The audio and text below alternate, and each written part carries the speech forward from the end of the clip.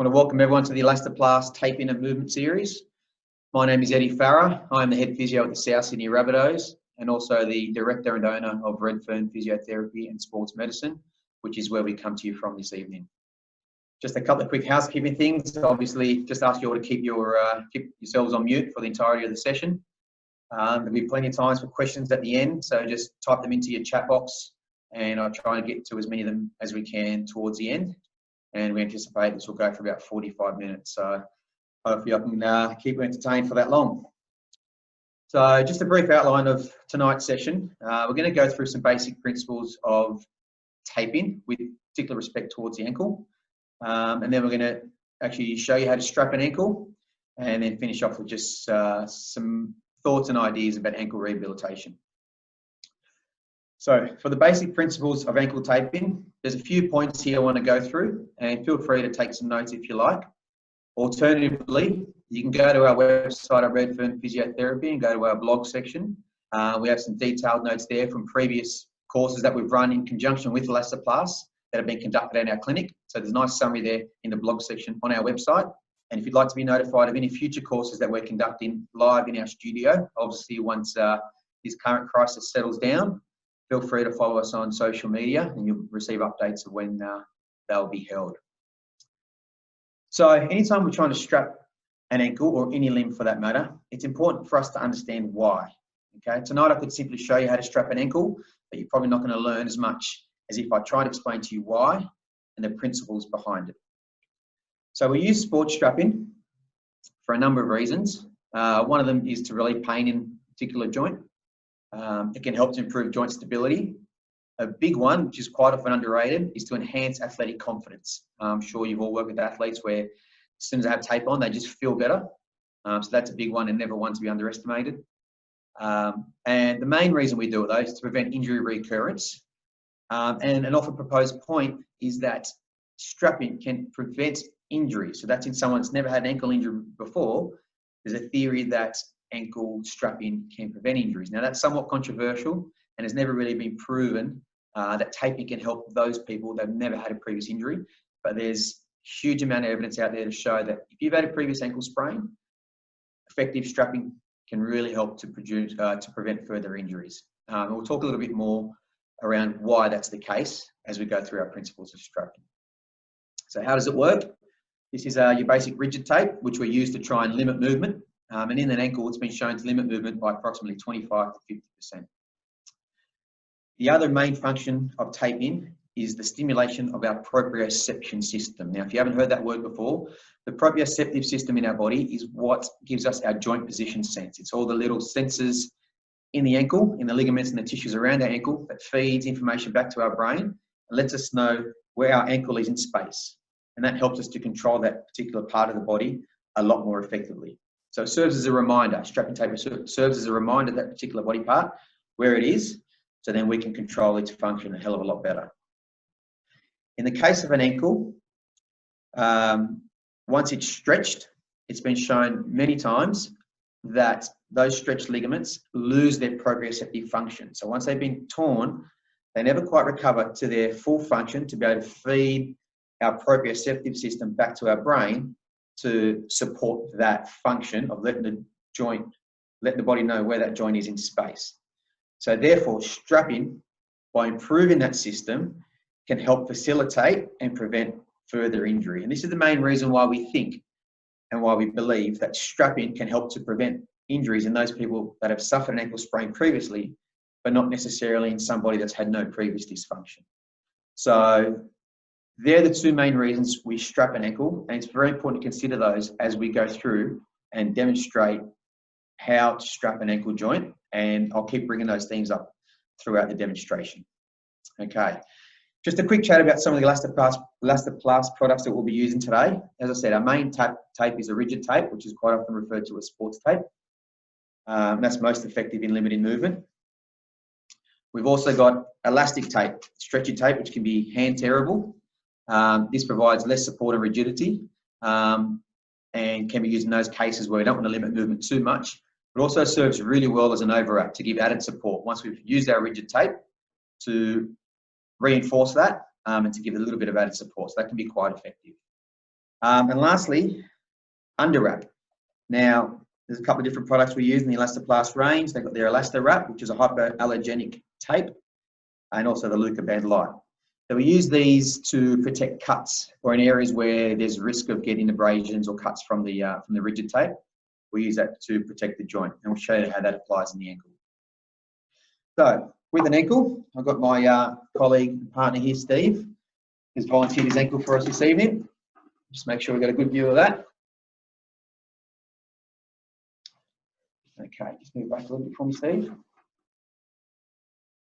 Okay, so again, once we've strapped an ankle, I can just demonstrate or I can explain to you what we're trying to achieve, which is really, really important. Okay, so the most common injury in an ankle is a lateral ligament sprain or an inversion injury where the ankle gets twisted in and we stretch the tissues and the ligaments on the outside of the ankle. Okay, once that's been effectively rehabilitated and we're trying to get back to sport, we want to strap them in a comfortable position to try and limit that movement. Okay, so taping can be really effective in getting people back to sport. As we said, improve their confidence, decrease pain, prevent re-injury. That's always got to be in conjunction with an effective rehabilitation program. Okay, taping is never a substitute. An effective rehabilitation program is crucial and the most important part of any rehab. Tape is in conjunction with that and can facilitate early return with the right rehab principles. Okay, so the preparation of the skin is really, really important. So before we start, okay, it's always important to ask the person to make sure that they're not allergic to tape. Most people you'll find have been strapped before. Okay, so quick question, have you had any reactions to tape? Is always an important place to start. If someone's got particularly hairy ankles and you know you're going to be strapping them, it might be worthwhile to ask them to shave that ankle the day before.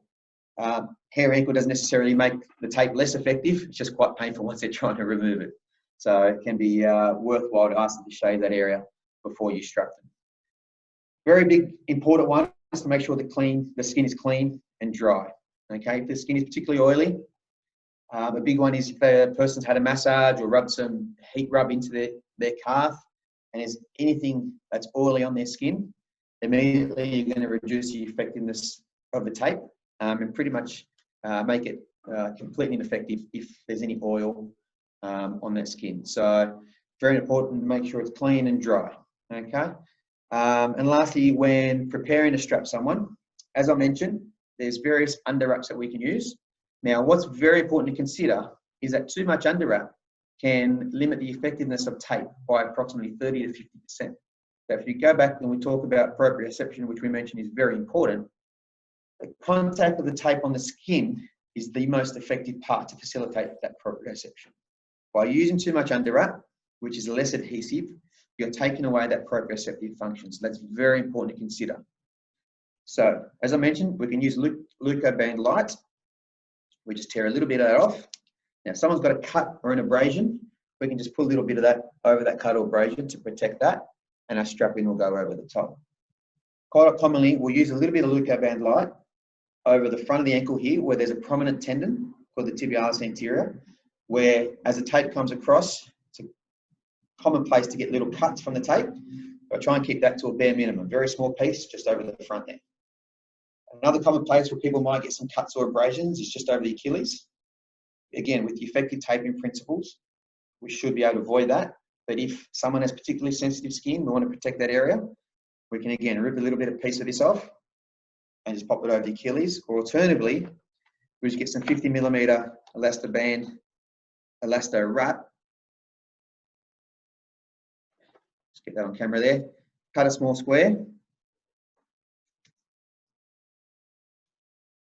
And just place that over the Achilles region. But as I said, I'm trying to keep this to a minimum so we have maximum contact with our rigid tape on the affected limb to facilitate that proprioceptive function as much as possible. Okay, so first principle of taping, okay, what's really important is we always consider what we're trying to limit. Okay, so rather than just having someone sit there and we strap their ankle, it's important for us to understand what we're trying to achieve.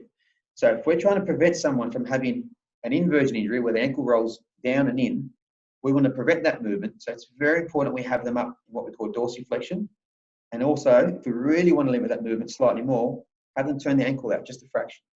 Okay. Choose an appropriate thickness of tape. Now, 38mm rigid tape is the most commonly used for an ankle. If you have someone that's particularly or much bigger athlete, you might want to use 50mm, which is slightly wider. Again, if you have someone that's a lot younger or more petite, you can use thinner versions of the rigid tape.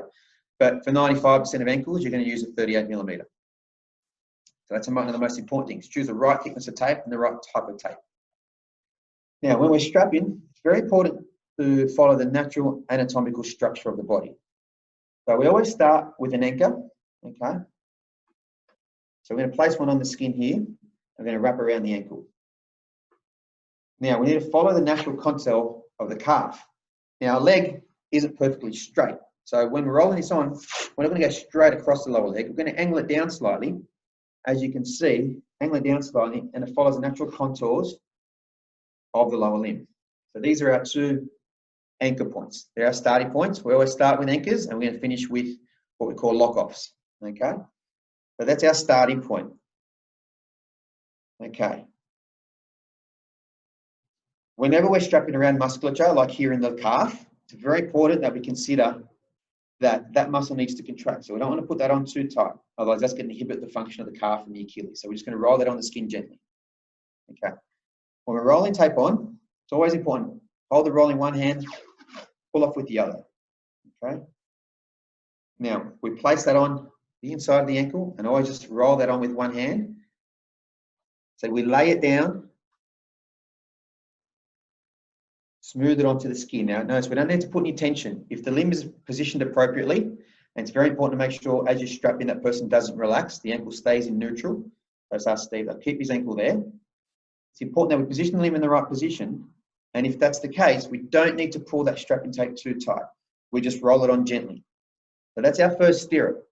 Now what we do three of those, and we overlap them by 1/3 to half. I'm going to start slightly behind that one on the inside. So we're covering up the whole ankle, and we just smooth that on. We do 3 of these. This one's going to come slightly forwards. So just start from the anchor point on the inside of the ankle, not put any tension, just hold the tape with one hand and smooth it onto the skin. So there are 3 stirrups. Okay. Now we can do what we call figure 6. Okay. So in the case of the left ankle, it's a reverse 6, but we start from the inside of the ankle. So pull up a good stretch of tape, and we just lay that down across the ankle there. And we come the lateral part, rip that bit of tape off. So we just follow the natural contours of the skin. And there's our 6. Okay, we did 2 of those, slightly overlapping. Now, what we're trying to do, again, following our principles of trying to cover as much skin as possible, so we just overlap this one slightly. We want to make sure we've covered off that whole lateral part of the ankle. And if I bring you around the middle side, you'll see there's no gaps at all. We've overlapped all those pieces by 1/3 to half. So we've covered off most of the ankle to give it maximum support. What I do at this point is just lay down one more anchor to lock off that first part of our strapping. Okay. Now what we're going to do is our heel locks, which are a little bit more complicated. So bear with me here. Angle this down slightly. So our heel locks, we're trying to lock the heel in, obviously. We're going to pull off a good stretch of tape. It's going to lay that on, 45-degree angle, coming across from the inside of the ankle right at the top of the anchor point, down around the heel, hook underneath, and I just rip that bit of tape off, and we go back to where we started. Okay? It's all rolled on nice and smoothly. We're going to do the same again, starting from you'll see this from the reverse angle, so we do one in the opposite direction. We lay that, start from our anchor point on the outside of the ankle, come across on a 45-degree angle, just across the back of the heel. And I'm trying to make sure there's no creases, just roll that tape on naturally, following the contours of the skin. And we finish back where we started. And I rip that off there. Okay. We're going to do one more on the outside. So 2 on the outside to support the lateral part of the ankle. Same again, just overlapping the last one by a third. Okay. We'll rip that off. And as I said at the start, we start with anchors and we finish with our lock off. So we're going to lock that off. We'll do 2 of those. I'll lock the ankle off. And that's our basic ankle strapping. And that's how we strap the majority of our players from start to finish. Now, above and beyond that, as I mentioned before, overwraps can provide extra support. So we'll overwrap this ankle towards the end of the session. But I thought what might be worth talking about is a few extra bits of tape or more complicated bits of ankle strapping that'll help you with providing more support for some of the more acute injuries or unstable athletes. So these are a few little tricks over the years that I've learned to try and give a bit more support to an ankle joint. Now, when we're strapping an ankle, it's important to mention that this is the way that I've learned to strap an ankle. There's no perfect answer. There's no exact right way to do it. Everyone's got their slight little nuances and variations of how they'll strap an ankle. These are just a few tricks that I've learned over the years. So, as I mentioned before, by coming over the lateral part of that ankle, we're limiting the inversion of that ankle joint. Now, an ankle and foot is comprised of many little joints. Okay, so our tape is basically of the rear part of that foot. We've also got a fair bit of movement through what we call the midfoot and our forefoot. So even though we're locked off through this region here, with limited movement to some degree to inversion, but there's still some movement allowed because we haven't completely locked off the midfoot and the forefoot. So if I've got an athlete who we want to provide extra support to, just a couple little extra bits of strapping that we can provide to give extra support. Hold that there for me, Steve. So once again, we place them in that neutral position, dorsiflexion, and we can have them turn their ankle out slightly if we want to restrict their movement a little bit further. So what I've done is I'll do another 6, but I'll come lower across the midfoot. So we start, as we said, across the front of the ankle, coming across low here, and it's very important not to put too much tension, otherwise you're going to pinch some of that fatty tissue, that soft padding under your foot. We don't want to put too much tension on that to be uncomfortable. So we just roll this on gently. So we're coming just a lot lower. So it's still a 6, or reverse 6 in the case of the left ankle. We're just coming a little bit lower. And I'll do 2 of those. We'll start on the inside of the ankle. And I'll just overlap those slightly. Just slight different angles as I come up this direction. So now if I ask Steve to go into inversion, a lot more limited because we've come down further. So all of a sudden we've locked off that midfoot.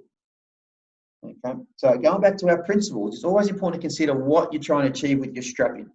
Okay, so a basic ankle strap will limit that rear foot, but if we want to provide added support, we can come a lot lower. And in the case of limiting the forefoot, this is how I will tape it. And there's many different examples of this. Some of you might have heard of the basket weave taping, which can be quite effective. But I've found this to be the most effective for myself. We put an anchor down onto your forefoot. That's our anchor point. We've got our anchor points right up here in the lower calf. We're going to start on the outside of the ankle, come around the back of the heel, and I'm just keeping some gentle tension on the tape as we wrap around the heel. Now, keeping that gentle tension on will make sure there's no creases or wrinkles. So then we finish up the top there. Okay, so we're starting on the lateral part, hooking underneath the heel, and finishing up the top. We're going to do 2 of those. You can do 3, you can do 4. Okay, again, overlapping just slightly by 1/3 to 1/2.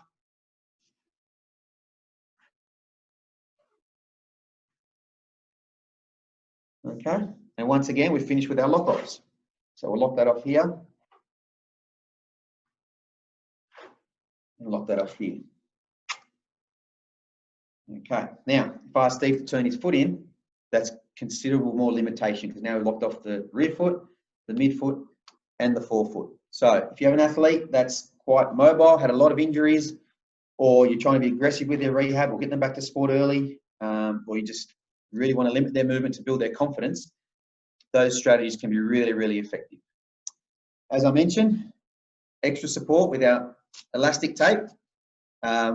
We'll use this with some of our athletes who want that extra bit of confidence or that extra bit of support. Quite often I'll tend to use this if it's raining, if it's wet, to prevent water getting in there and having an effect on the tape, just an extra layer of support. So quite often I'll just ask Steve again to hold his ankle in neutral, okay? And we'll just, with a little bit of tension, not too much, over at the ankle, crossing over, and you can do this any way you like, with just nice continuous motion. Keep going in the figure 8 motion, and we finish back where we started. Okay, and to finish off, we lock that off with some rigid tape.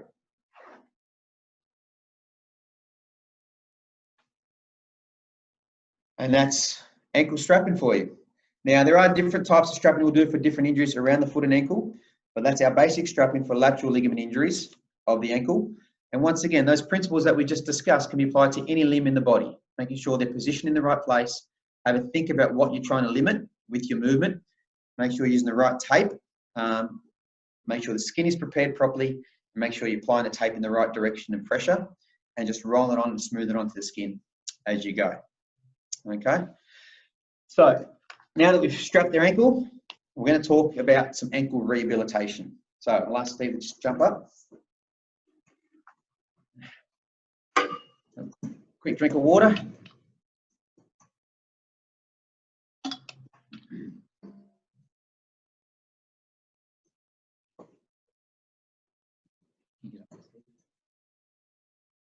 So, quick intermission, ready to go again.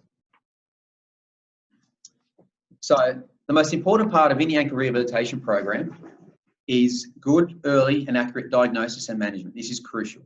Okay, so quite often we see people that are 3 or 4 weeks down the track and haven't had a right diagnosis or management in that acute phase, and then you're chasing your tail the whole way. It's very important to see the appropriate person, whether that's a physio, sports physician, or a sports trainer, to get an accurate diagnosis early. It's very crucial.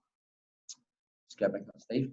Rehabilitation needs to be individualised to that particular person with consideration of so many factors. It's their gender, their age, their size, their weight, the type of sport they play, the type of work, their type of anatomy, their injury history. There's so many factors to consider when you're looking at somebody's rehab. The list goes on and on. So what I'm trying to say is there's no one-size-fits-all answer or one-size-fits-all approach for ankle rehabilitation. It's very important to get the right diagnosis and management so that a program can be designed for that particular individual based on all those things that we just discussed. So from today's session, once again, I'm not going to just give you the answer and say this exercise is going to fix every single ankle or is a perfect exercise for all lateral ligament sprains. I'm going to try and give you a little bit of framework to talk about the principles of rehab, what we're trying to achieve, and once again, talk about the why, so that can help you then go away and design a program for someone and allow you to think about what you're trying to achieve. And you're going to be in a much better position if you're thinking about those things, rather than, again, having that cookie cutter approach of just one size fits all, this exercise is for everybody. So it's the same with taping. You've got to think about the principles, what you're trying to achieve, and you'll get more out of it if we can understand some of those principles. So we're going to go through some of those now, and then I'll try and demonstrate some exercises for you to add to your bag of tricks or to your catalogue of different injuries that you might prescribe for people. So when we're trying to rehabilitate any injury, there's 4 basic principles or stages that we'll go through. First one is to try and establish normal range of motion in the joint or mobility. That's the first and most important thing. Secondly, is to establish normal strength in that region. Thirdly, to try and re-establish good proprioception or control around that area.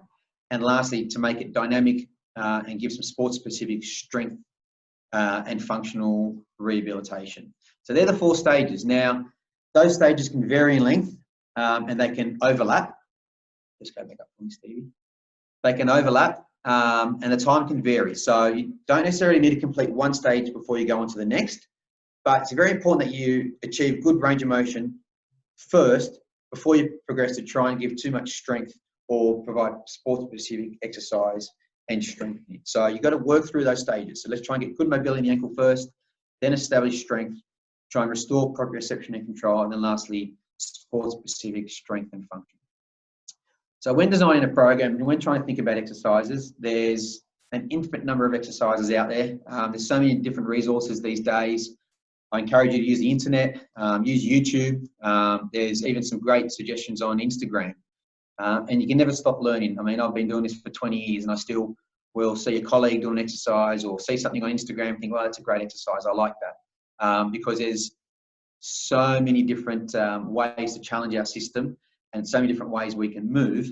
And we're literally limited by our imagination and the equipment that we have. So, as I said, today I'll make some suggestions. There's no way I could possibly cover every single ankle rehabilitation exercise. But just give you a few basics and a few examples of exercises that might apply to each stage. And again, give you a framework so that you can go out there and help design a rehab program for an ankle. Okay, so once again, encourage you to go out there and use all the resources that you can. So firstly, ankle mobility. So I'm going to try and demonstrate some exercises for you. So bear with me while I take this here.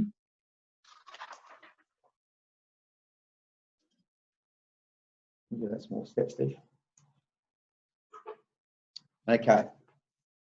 So, thank you. You got down for me, Steve? Beautiful. All right. So, once we've had an injured ankle, one of the main movements that we lose is that ankle dorsiflexion, the ability for the knee to move forward over the ankle, and that range of movement there. Quite often that's lacking, and it's very difficult to get back following an ankle sprain. So, to try and achieve that, it's very important to stretch our calves. Okay, and I'm sure most of you know how to stretch a calf muscle. Hands up on the wall, leg back, feel a nice stretch in your lower calf. And then we can also do a bent knee stretch to stretch lower down through our soleus and Achilles. So hands on a wall or a bench, okay, stretch out the back of the ankle. Another effective way or strategy, foot up on a block and just lunging forward over that block to try and get a bit of extra mobility in the ankle. Okay, using your hands as an overpressure. And it should feel a nice stretch down the back of the ankle. If you feel a jamming or a pinching in the front of the ankle, that's where some more effective techniques are required. Physiotherapists can help mobilize the ankle to achieve that range of movement. Alternatively, we get a power band.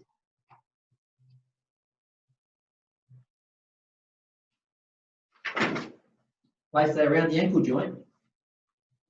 And that provides a stretch to the ankle as we lunge forward over that. Can you see that clearly on your screens? So it's a power band attached to a wall or any type of stretch band or any resistance band down around the lower ankle, and we lunge forward over the ankle while that drags the ankle back to mobilize it to allow more mobility through the ankle. Okay. If you're struggling to get that range of movement back, that's where consultation with a physiotherapist and some treatment can help to get that movement back. It's very crucial to establish a normal movement in an ankle and allow you to progress through stages of rehabilitation. Strengthening. So once we've got normal movement, we're going to move on to strengthening the ankle. Okay. The two most important things to focus on when strengthening the ankle are your calf muscles. So your gastrocs, your soleus. Okay. So I'm sure everyone's done some calf raises before. So we can just start on the flat ground. Okay. Double leg calf raises. We can progress to single leg calf raises and then progress to on a step. Okay. Working through full range, right up and right down. So building strength through your calves is very important. Again, we can make that more challenging by adding load and weight, holding a dumbbell, using the Smith machine, getting up onto your toes, loaded with some weight to build some strength. Your perineal muscles on the outside of your ankle.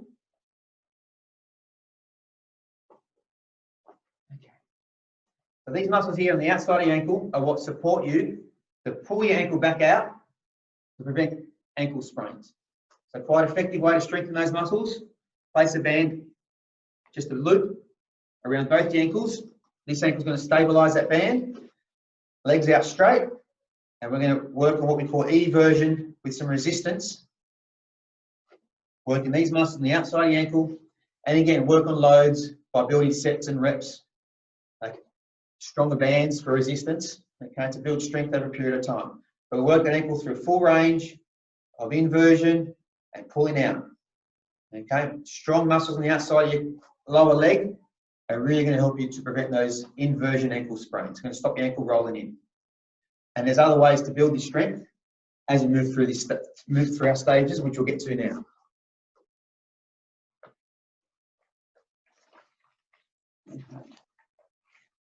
All right.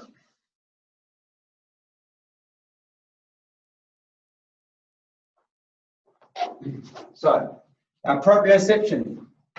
So to build stability in the ankle and to build our proprioception, there's an infinite number of tools and resources that we can use. In our little rehab studio here at Redfern Physio, we've got a number of different tools. A mini tramp, bosun balls, balance disc, wobble boards. I'm sure most of you have seen or heard of these before. We can challenge our system in different ways. Okay? Balancing all these different apparatus. So just make sure you get me on the screen there. So we challenge our balance.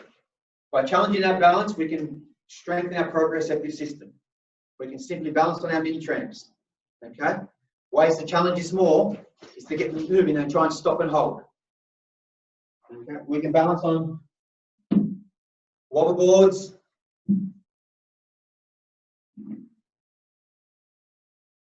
trying to stabilize. As you can see, it's very challenging to our system. It's going to help to strengthen and build that proprioception around our ankles. Our balance systems for our body require three things. It requires our eyesight, our vestibular system, which is our inner ear to detect our movement, and thirdly, our proprioceptive system, so that system that we've spoken about several times. So another way to challenge your proprioceptive system and make these balance exercises harder is by simply closing your eyes.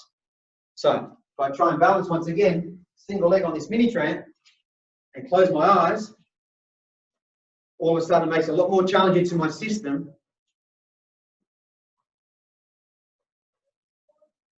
and put more of a demand on our proprioceptive system and get more out of our exercises.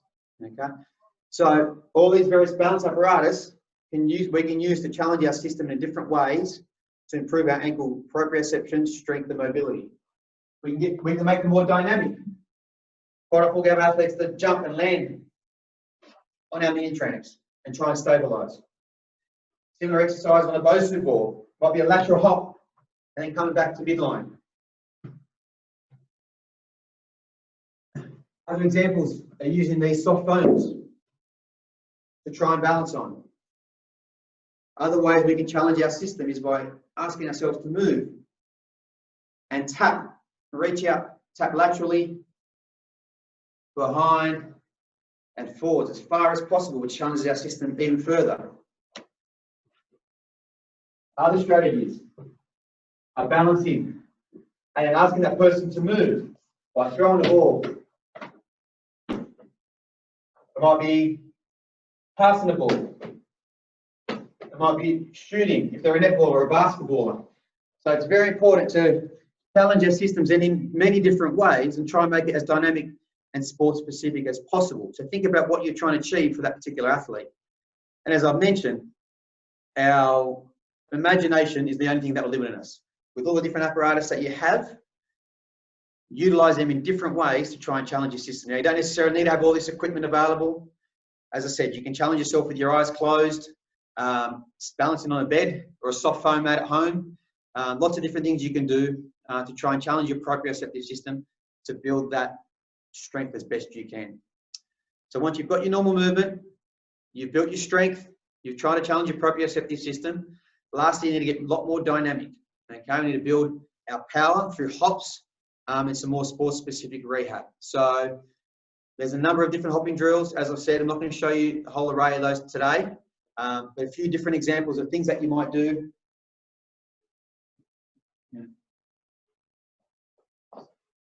Might be simply hopping up onto a box and then back down to land. Okay, we can challenge ourselves by hopping laterally up onto a box. It might be a series of steps. If you have your stairs at home, hopping consecutively onto different steps.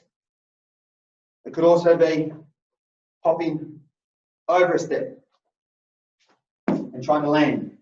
So many different things we need to progress to challenge our system, to make sure that we have the right strength, mobility, power, and proprioception around our ankle to return to sport. Once we've ticked all those off, obviously taping can help facilitate all those systems. So they work in conjunction together to rehabilitate your athletes and get them back as quick as possible to, you know, in a safe way to return to their sport. A bit out of breath after all that. That was hard work. So hopefully that gives you an idea of the certain things that we try and do with our athletes as far as stages they progress through. Recapping a couple of points, it's very important to have the right early diagnosis and management so the athlete understands where they're at and what they need to do to get back to sport quickly. Think about your principles of your tape and what you're trying to achieve. Think about your stages of rehab and what you're trying to achieve with each stage. And if you do that and build a program, design a program specific to that individual, then you'll get the best outcomes and have satisfying results for your athletes. Okay, so hopefully that's helped you a little bit today. I think we're right on 40 minutes, so I think we'll have a little bit of time for some questions.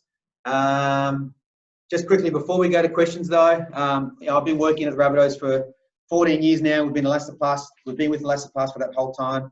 They supply all the tape for our practice here. They're great products. You can go to their website for some more information about their products. And just want to thank you all for logging on tonight. Hope we've helped and you got something out of this session. And if you have any questions, fire away. All right, there's a lot of questions popping up here. What does a typical game day at the Rabbitohs look like for you, both preparation? Okay, I'll answer that one first. As I said, there's quite a few questions popping up, so I'm not going to be able to get to everyone. But normal situation on game day is we'll arrive 2 hours before kickoff, and there might be a handful of guys that want some physio treatment or intervention. So we'll try and get those guys to come early. And then from an hour and a half before kickoff, myself and my assistant physiotherapist will start strapping. So you imagine you're quite a brutal contact sport. There's a lot of ankles and shoulders and knees that need to get strapped. So it'll take myself and my colleague about 1 hour to get the whole squad strapped up and ready for the game. Once they're all strapped, they go to their warm-up, and I get a little bit of breather while they're warming up. And they're pretty much out of my hands and ready to go until kickoff. Part of my physio role is to be the on-field medical person. So, any acute injuries or someone goes down in the game, I've got to run on the field, assess them as quick as I can, and decide whether they continue on the field or they come off to be assessed or treated further. That's a basic game day role. Some other questions. The stretcher tape you use, is this available from a regular chemist? Yes, most of these tapes will be available from most good chemists.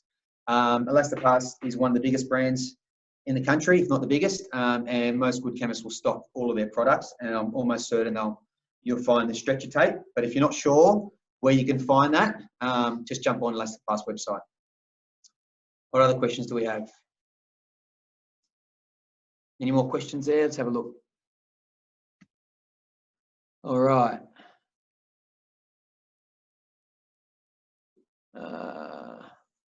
Sorry guys, I'm just scrolling through some questions.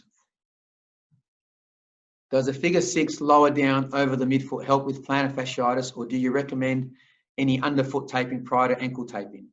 If so, what product would you use? Okay, the first part of the question, does figure 6 lower down help with plantar fasciitis? I would say no. So as I said, we think about our principles of taping and what we're trying to achieve, trying to prevent inversion of the ankle and limit that particular movement isn't going to help with plantar fasciitis. There is a different type of taping that we'll do, but again, it's a whole nother topic where we need to assess that person, figure out what we're trying to achieve. If someone's got a flat foot, then we need to try and support the arch with taping. If they've got a very stiff, high arch, rigid foot, then I wouldn't try and tape them to support the arch. They don't need the support. So that's, again, comes down to thinking about what you're trying to achieve and why. So for plantar fascia taping, there's a couple of different techniques that we'll use. The main one is called low dye taping, and it'd take too long to show you right now, but yeah, it's definitely completely separate and different to our usual ankle taping. All right, more questions.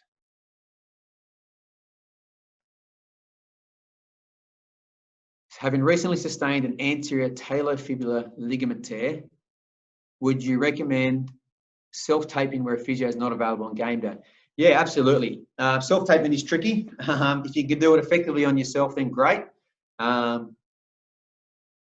if you can follow all those principles and get the tape onto your ankle properly, then it's definitely going to be effective. I'd say some level of taping is going to be better than nothing. If you've got an ankle that's had a previous injury, some level of taping or contact on your skin to provide that support and proprioception is going to help you. So you can have a go at taping it yourself by all means.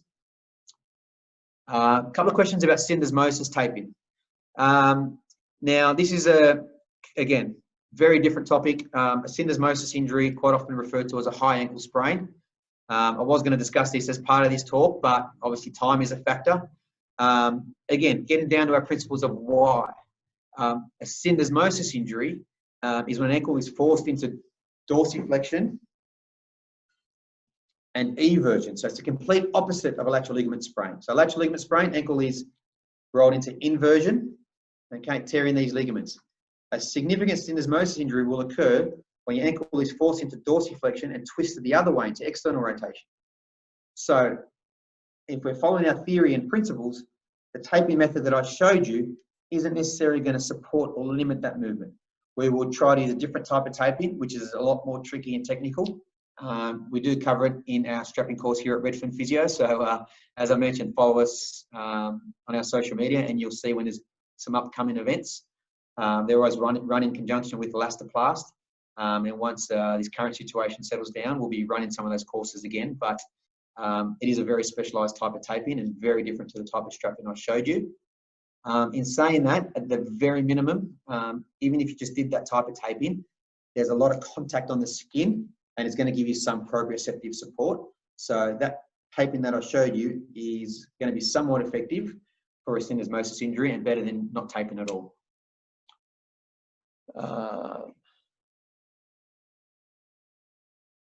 How would you rehab someone from an ankle injury when they reach a plyometric stage? So I sort of touched on that again. It's hard to go into too much detail during a 45-minute session. We're trying to cover off ankle taping and rehab, which is why I just thought I'd talk about the principles of each stage. So the plyometric stage is going to be the end stage, sport-specific functional rehab. We talked about some hopping drills. I showed you a couple of real general basic hopping drills. There's an infinite number of different drills that you can do, which challenge yourself with different speed, intensity of hopping, jumping over different things, single leg, double leg, skipping, jumping on the high boxes, over high boxes, continuous hopping. There's so many different things you can do to build your dynamic and explosive strength and power in your ankle. And it's an important part of any end stage rehab and quite often missed by most therapists. Most people that do ankle rehab will let the swelling settle down, they'll get their mobility back and do a little bit of strengthening work and think they're ready to go. And they quite often miss that dynamic strengthening and all that proprioceptive work and the hopping and the power stage to really get your ankle back up to speed. So that plyometric training, that hopping training, obviously is something that you do right at the end stage to make sure someone's 100% ready to go. Maybe it's just time for a couple more questions. One more. Okay, let's have a look. Sorry guys, just scrolling through a whole bunch of questions here.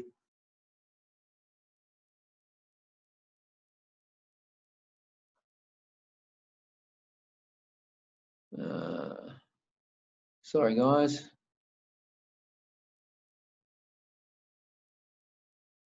think they have covered off most questions.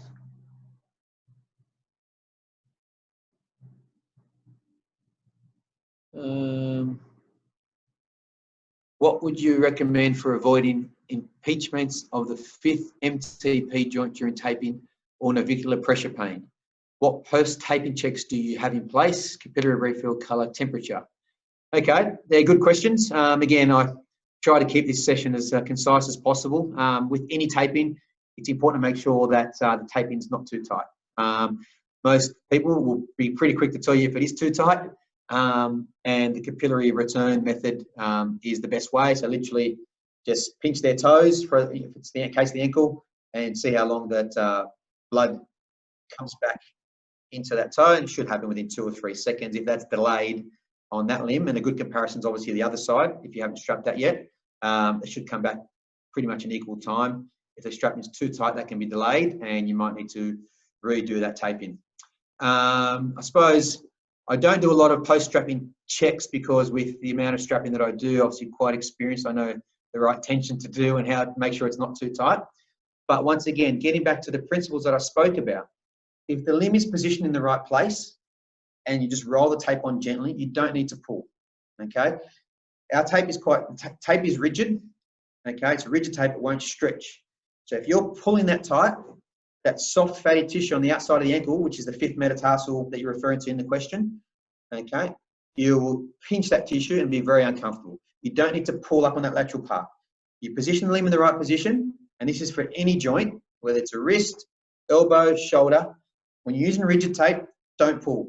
It's going to be very uncomfortable for that athlete. You just position them in the right place, think about what you're trying to achieve, and the tape just rolls on, following the natural contours of their skin. If you start pulling hard, that's when you're going to get people complaining of impingement, okay? At times when someone has had an injury and I've done a lot of that extra tape on the lateral part of the ankle with the low 6s and then trying to lock off the forefoot and then you do overwrap, that's a lot of tape. Again, you've got to make sure that you're not putting too much tension and locking off their circulation. So the more tape you have, the more that becomes a risk.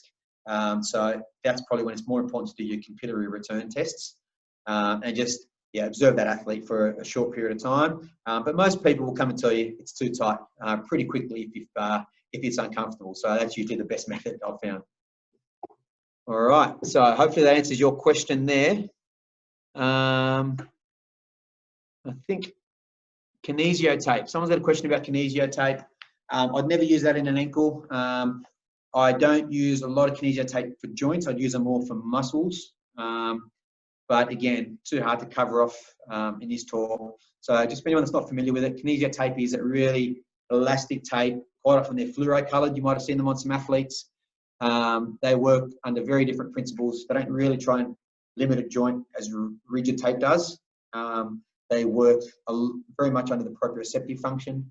It can be effective in the right situations for the right joints or the right type of injuries, but it's not something I use a lot of with my footballers, but it can be quite effective in the right scenarios, which again, won't have too much time to go into today.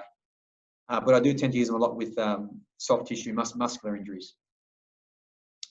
I think that might cover it all, guys.